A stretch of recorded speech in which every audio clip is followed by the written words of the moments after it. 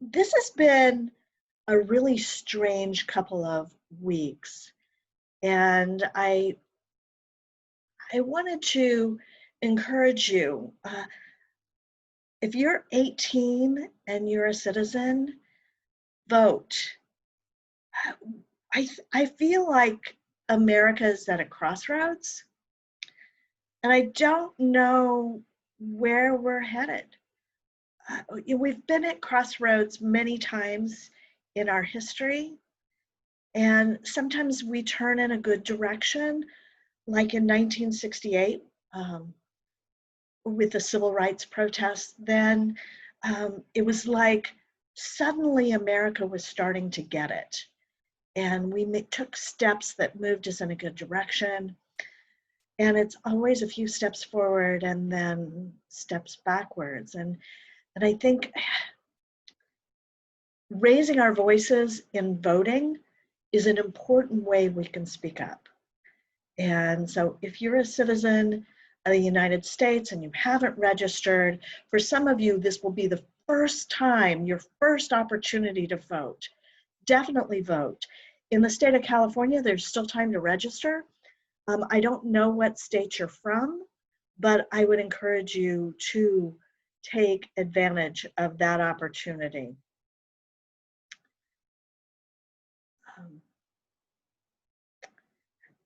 Overall, like I alluded to this in my note on Friday, this has just been a challenging year. And it's not just the pandemic, it's not just distance learning, it's not just the isolation that so many of you have. I think as a nation, we're becoming increasingly aware of injustice that is embedded in the system. And this is holistically. I mean, some of us know, some of us have known the pieces, but it's becoming increasingly aware.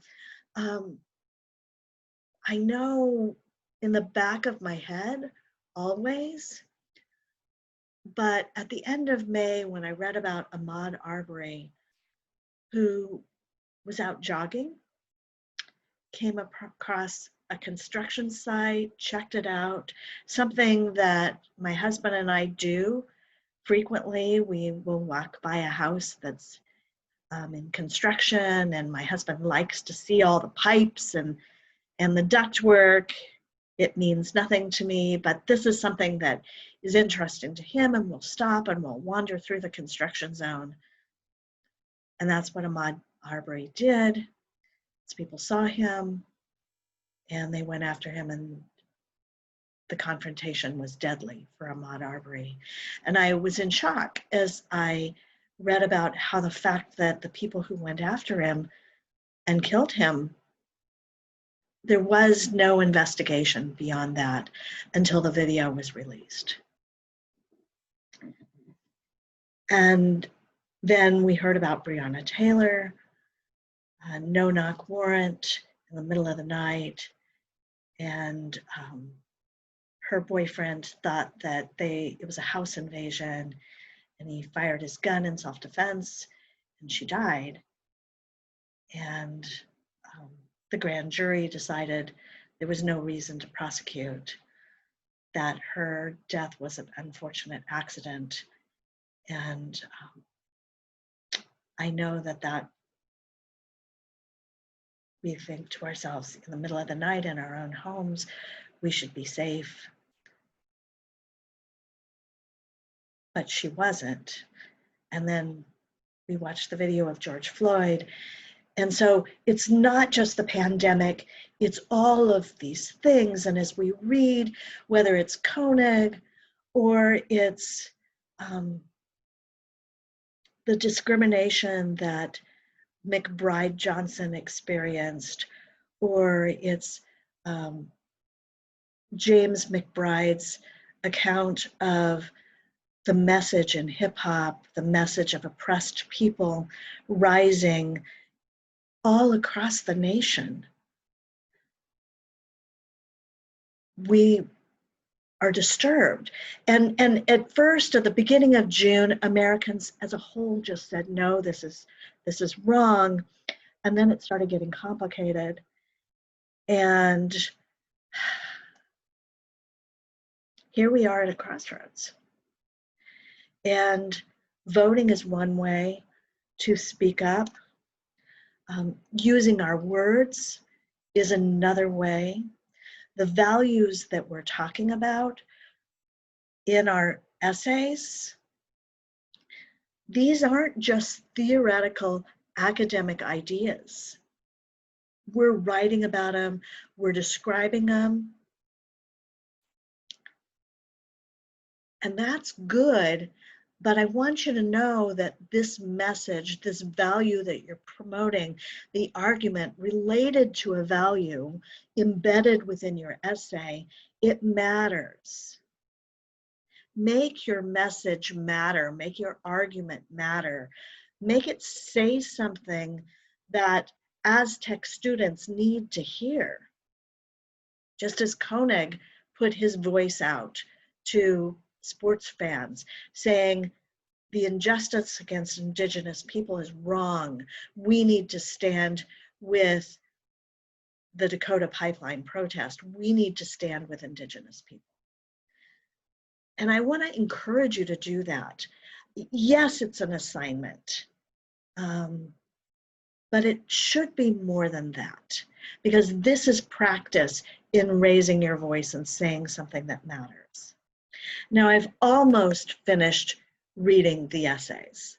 And the feedback, some of you, like might look at this and going, oh my gosh, this is so hard. I'm not doing what she wants. I don't know what she wants. I want you to breathe, keep revising, and don't panic. So, let me break this down for you, because an essay grade is an essay grade. And the thing that goes on your transcript is your final grade. So let's do the math, because I want to reassure you. 3 essays, every one is worth 200 points. That's a total of 600 points. The other 400 points is based on the little things that you've been doing.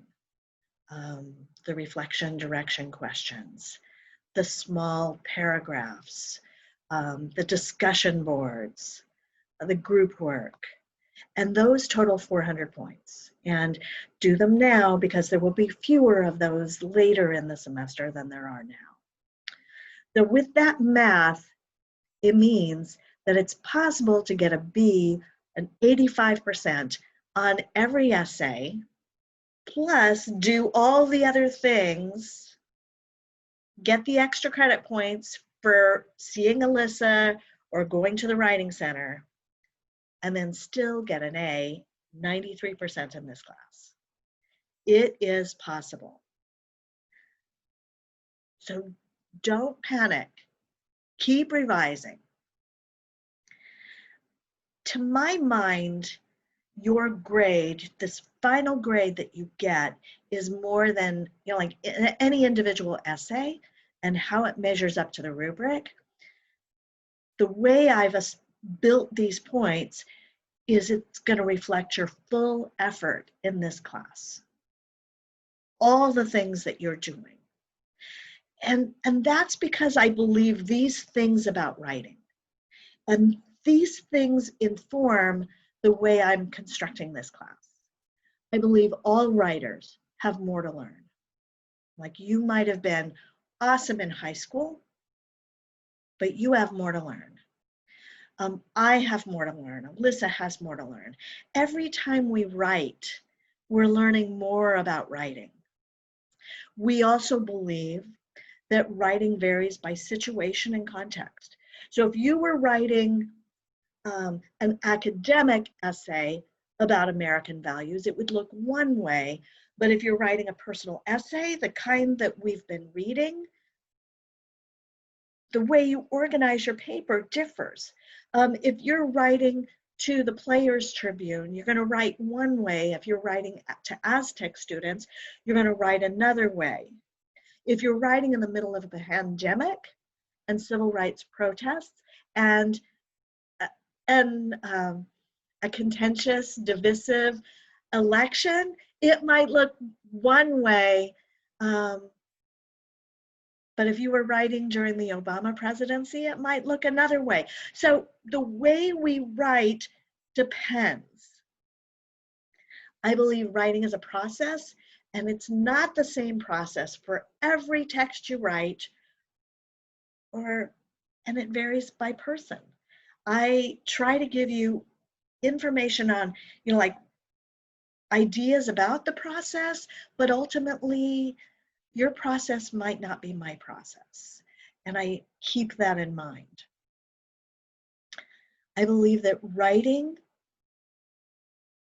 the way you write, the words you say, the message you have, all of it involves aspects of identity.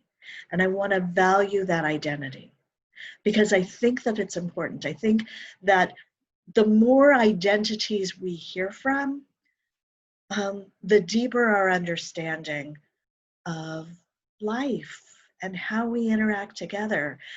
And related to our course theme, the deeper we understand America. I also believe that writers learn from knowledgeable peers. And so you are learning from each other as you give each other feedback.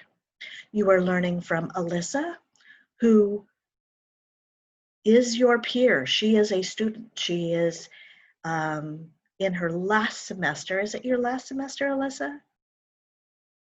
Yeah. She's still in the process of getting that very desirable bachelor's degree. And when you go to the Writing Center, you're learning from your peers there because they are knowledgeable students here at SDSU. And I think you can learn a lot from me, but I think you also learn a lot from your peers. And so taken together, these are the things that I value, and I value the process of learning. And so that is embedded in this grade that you are getting. And it's built in to the rubric, but it's also built into the final grade. So you may not get that A that you are really hoping for on this paper. Do not panic. Also, do not panic because there is more time. Your essay is due on Saturday, but I also know that there's a lot going on, and so I'm accepting it without penalty through Wednesday, the following Wednesday, because I want you to revise. I want you to go through that wrestling of genre, of audience, of organization that's so challenging. Honestly, revision is hard because it means rethinking. You've put all your ideas down and now you have to rethink them, reorganize them. It's more than surface level stuff that's editing. It's revision. It's rewriting, re-seeing your essay to go to the roots of what revision means. It means re-seeing. And that's hard. You may have never had time to do that in high school. You may never have wanted to do that in high school, but it's what I'm requiring for this essay. And if you haven't done that before, learning to revise is, oh my. In some ways, it's harder than writing. So we're not going to talk about Teresa Tony today. We're not even going to talk about her on Wednesday because we're not going to get to the things that, we're just going to have, on Wednesday, we're going to talk about, like what it looks like to turn all of your essays into a book. And that's what we're doing on Wednesday. And so, yes, it's still due on Saturday, your essay, but if you want additional time, you have it. Not indefinite time, but additional time. So, any questions or comments about things I have said so far?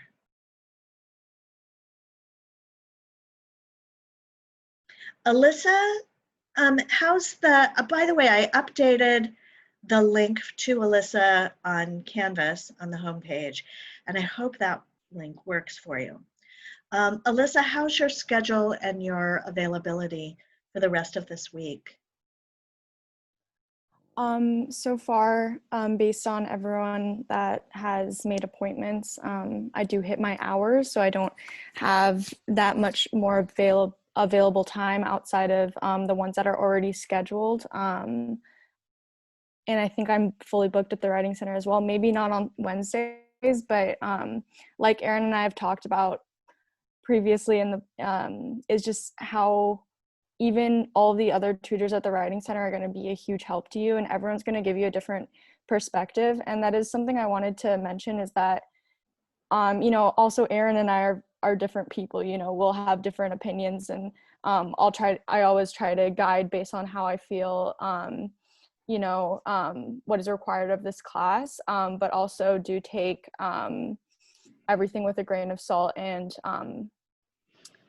do know that like whatever I recommend they're purely recommendations, and it's really up to you to decide how to really craft your essays. Yeah, I think that that's an important idea. And ultimately, I might give you one piece of advice and Alyssa gives you another piece of advice, but we're looking at rough drafts, and in the end, you're going to put together a final draft that's you. And I value that. I value your agency. I value that. By the way, when you go to the Writing Center, they have not been in this class and they don't know what this essay is unless you tell them. So you've got to go in there and say, this is what my project is about. This is the prompt. This is what I'm supposed to be doing. Because if you just give it to them and don't say, this is what I'm doing, they won't understand. And their feedback to you might be based on what they think they understand. So you've got to guide them. You're the expert in what this essay is. And some of that you're gaining from the prompt, some of that you're gaining from instruction, some of you're gaining from the readings that we've done, and my feedback to you, Alyssa's feedback to you, all of those things. So ask for what you need in the Writing Center and you will get it. But if you just leave them to say whatever, then they may not give you as helpful feedback. And that's just going to be true of any kind of writing. Because there are many types of writing. So many types of writing. Michaela, you pointed that out at the beginning of the semester. So things to think about in revision. And after every slide, I'm going to pause for you to ask questions. So the first thing you should think about in revision is your audience. Is this something your audience would want to read? Because remember, you're supposed to be writing for first year Aztec students who are there right now. You, basically. Is this something your peers would want to read? Why? And how are you connecting to the values we talked about earlier in the project, the characteristics of your audience? Are your examples, is your meta discourse, is it tapping into, Alyssa, can you keep an eye on the chat and interrupt me whenever there's something that I need to address? Thank you so much. So are you connecting to those things that we talked about earlier in this project? By the way, the slide deck from that week is up there and it has all the things that you brainstormed, which I thought were brilliant. Like first year students are afraid for the future. They're frustrated with distance learning. They have a sense of not belonging. Like they really want to achieve. They're concerned that they won't do well at the university, or they're uncomfortable with the massive transition. And so you touching on their concerns through your examples or your conversations about the things that you're concerned about, that's connecting with them. And you should choose your stories, your language, your strategies, your details to appeal to this audience. If slang is what you need, profanity, think of your audience. You're not writing to me. Questions?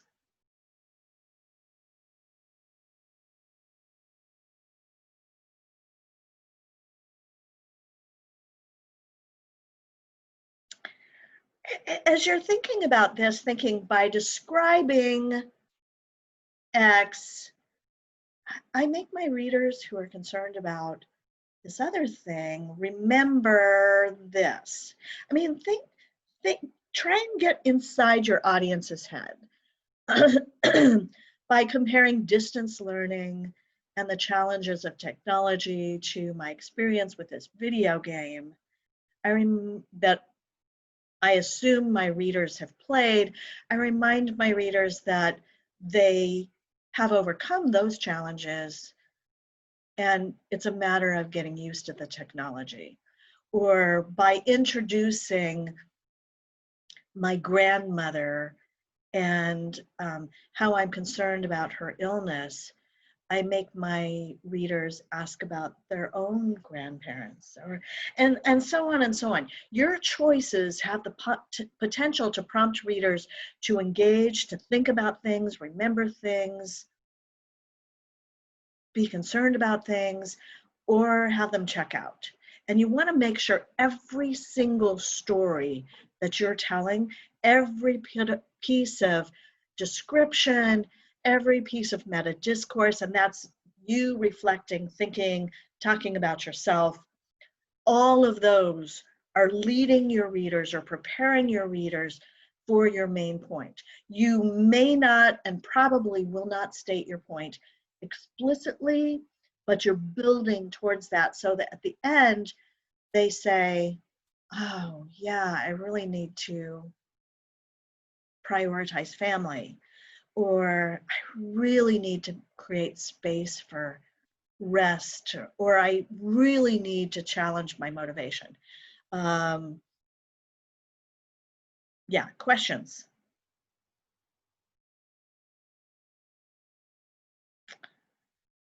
The genre that we are working with, and remember, genre is a type of writing, is a personal essay, not a college admissions essay, but an essay like Koenig's, an essay like McBride's, an essay like Wynn's, an essay like Ansel Dua's. It's those things. What characteristics? Strong hook. Stories told in immediacy, memories, all of those things. Think about how you can craft that. Think about, they're all talking about values, but they're not necessarily using the word American values, and they're not talking about often. And so think about if you need to do that. What's more powerful, getting readers to think about the value or saying that you're going to talk about a value? I think that you see that our readers do this, our authors that we've been reading are doing this really compellingly. And they're your models. You need to be thinking about what the kinds of things they do and the way they present their ideas. Questions? So think about, do you need to use the word value without a Y to tell your readers that you're thinking about values, and that should be value and not literacy? Would adding, like that discussion of I'm looking at American values, does it strengthen your claims and helps your readers see your main point? It might, but it might get in the way. And so think about how you can strengthen your main point so that readers can come away with this idea. I'm thinking right now about Eric's essay, and like he goes to Armenia and he's thinking about the relative lack of racism in Armenia compared to the US. And like it's kind of like he's talking about the values of equality, or he's affirming the values of equality while subverting the values of white supremacy. And he hasn't really used the word white supremacy or equality in there, but his stories affirm these values. And he's on his way. It's a partial essay so far, but he's on his way, and he's doing this through story and memories. And I think, like think about what values you're affirming. Think about what values subverting. You don't have to say you're doing it in order to do it. Certainly, Koenig subverts the power of the value of progress in order to affirm the value of equality, of indigenous rights, and compassion and conservation, caring for the land. And he does it without naming any of those values. He does it through his stories. So think about how you can do that. I want to pause for a moment. Any questions?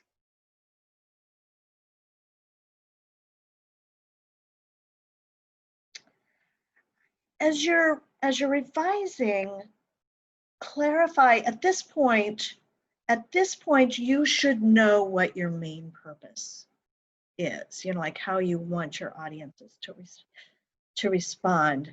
You should know your main argument, even if it's somewhat, like, I want them to think about equality and their own biases, because I want them to value equality. And I want them to see that equality respects everybody, and that not doing that can lead to division in the nation and the inability to accomplish things that will benefit everybody. So you see how that's very, like it's for the audience, they're thinking about their own biases, but you are making them think about that through your argument. So once you've clarified your argument, think about why it matters to your audience. See how I wove that in there, is like without mutual respect, we won't be able to move forward in ways that matter to individuals in the audience, that make America a better place. Think about the stories that you choose. Are your stories building to that main point? Are they illustrating the claims that you want? Kind of like the first two examples that Wynne used were examples that illustrated his claim that not all cultures' literacies, or not all cultures' literature are valued, that the viewpoints of people of color were being silenced. And he's making that with his example, with the dissertation advisor, and with his another student. And I think those examples, those narratives did something. And I think you need to think about, what is my story doing? What is my description doing? If it's not doing anything, you need to ask yourself, should it be there? Because anything that's not doing something might be getting in the way of you making your main point and keeping your reader with you. Questions about that?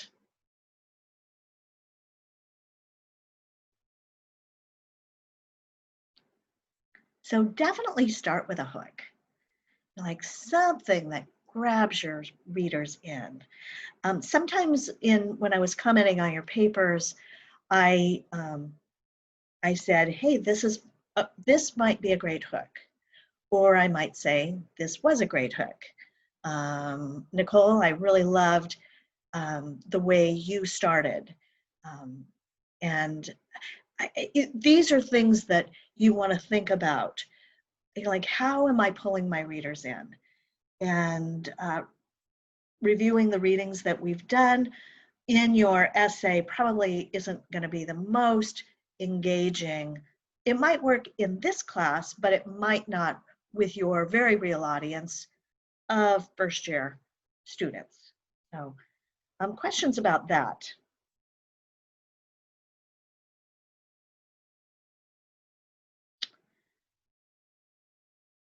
Whenever possible, create immediacy in the stories rather than, like general memories.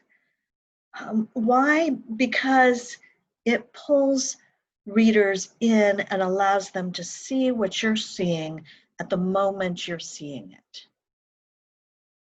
It's almost like they're experiencing it through you. And that's a really powerful thing. We get that with McBride, we get that with Johnson, we get that with Koenig as he wanders the camp, as he looks at that child who asks, who were your Native American role models? I mean, we get that. And so even Koenig's conversation with the Native American professor on campus in Wisconsin, he talks about the first time he met him, and then he expands. But we get that first time. So we're invited into his head to see how things build. Now, I know that that can be challenging. Some of your memories are from when you were 5 or 8, and none of us have memories that are that good. And so what you're probably going to have to do is go back to a point in time that you do remember and then reimagine it with collective memories that help you flesh it out so your audience really sees what you might have seen. It's not that you're making things up, it's just you're collapsing ideas in, compilation of memories. So you weren't taking notes because chances are you couldn't at that time and you didn't know you would need to. But all your memories and all your stories matter. They create your identity and who you are and the way you view the world. Questions about this?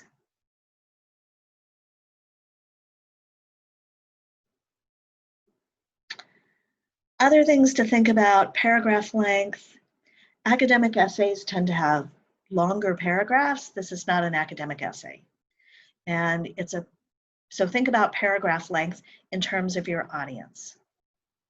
Sometimes short 1 sentence, 3 sentence paragraphs have punch in a way that 1-page paragraphs do not. And punch is what you want. Think about how you're developing your ideas. Think about adding a little bits of analysis, what you learn, why this matters. You're building toward a main point. You don't necessarily want to say it straight out, but you do want your readers to find it. And so this idea of meta discourse, you having a memory and then pulling out and talking about yourself and what you discovered or what you're thinking or what you were thinking or why this mattered, that's really powerful in your collection of stories. So it's 1:43 and we only have 7 minutes. So this is the kind of thing that we're going to talk about on Wednesday. So you can start thinking about it. I'm going to ask you, do we want to do a real book? We can collect all your essays and create a Kindle book that would actually be available on Kindle. And we could launch it and we could create a cover and we can make it free. We can raise money for an organization that you want. I will buy a copy of the book, I promise, and donate it where you choose. Alternatively, we can do an ebook as a PDF that's available only to our class. And we'll take a vote on that on Wednesday. We're going to need a book title. Think about that. I want creativity. We need to think about how we organize We'll divide our book into sections. What's the best way to do that? Is it by groups? Is it by values? Is it by stories related to the pandemic or high school or family? I mean, like, you choose. And then all of your essays need images that go with them, because images communicate ideas. And I'm going to ask you to share your essay title and possible images with your group and get feedback. And you're also going to have to write an author bio. And we need to decide what we want to include so that every bio does the same thing and is approximately the same length. So that's what we're going to talk about on Wednesday, like how we put together this book. So it's 1:45. I don't think I've ever let you out 5 minutes early, but that is what we're going to do today. So any questions for me before I let you go? Well, then you are free to move about the dorm room. No, I'm done. You can go. And I'll stick around till you all are gone and answer any questions that you have that you didn't want to raise with the whole class. Thank you.